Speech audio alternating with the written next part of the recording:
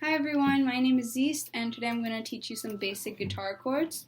So let's start with an A major. So you have your index finger on, I need to remember these. So you have your index finger on the D string, which is the third string. Then you have your middle finger on the G string and your ring finger on the B string. So which are the third, fourth, fifth strings on the guitar. Like this, and this is on the second fret. So that's the first fret, this is the second fret. So and then you strum them all together. That's an A major. And an A minor is like this. So you have your ring finger on your middle finger on the D string, second fret, your ring finger on the G string, second fret, and your index finger on the first fret of the B string. And together, they make an A minor. And similarly, I'll move on to an E major, is all these the same position with your fingers, except one step up. And that's your E major. So one step low from the E major is an A minor. And one step up, all the same positioning, one step up is an E major. And E minor is just you remove the index finger. And so you keep these two fingers on the A and the D string of the second fret, and that's your E minor. Alright, and you already know 4 chords. So let's move on to a C. That's a C. So a C is your index finger on your B string, first fret, and then your middle finger on the D string, second fret, and then third fret, A string. And that's a C chord.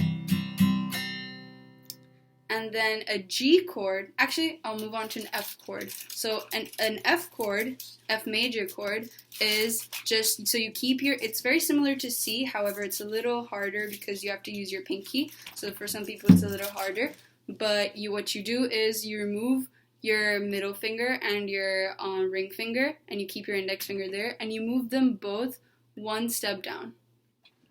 Right? You move them one step down, so now your middle finger is on the G string of the second fret, and second fret G string, and then your ring finger is here. However, now you move your ring finger back. So basically your ring finger stays up here, your index finger stays down here, the same like C chord. However, all you move is your middle finger one step down, and you add your pinky onto the D string. And that's an F major. That's your F major. So now let's move on to the G major chord. So this one, you also use your pinky. It's your ring and your pinky finger on the third fret of the last 2 strings.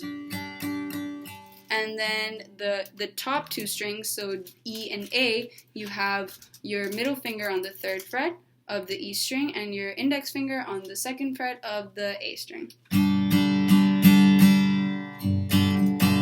And some people like to kind of, if you have trouble with your pinky, which a lot of people do in the beginning, you don't have to use the pinky, you can just move your ring finger to the bottom of this fret and just play that. That's an easier version how to play the G string, the G chord.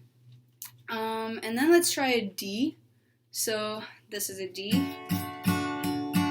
So a D major is your index and your middle finger on the second fret of the G and the high E strings, right? So these 2 fingers on, so you leave that B string in the middle, and for the B string, you have third fret, your ring finger.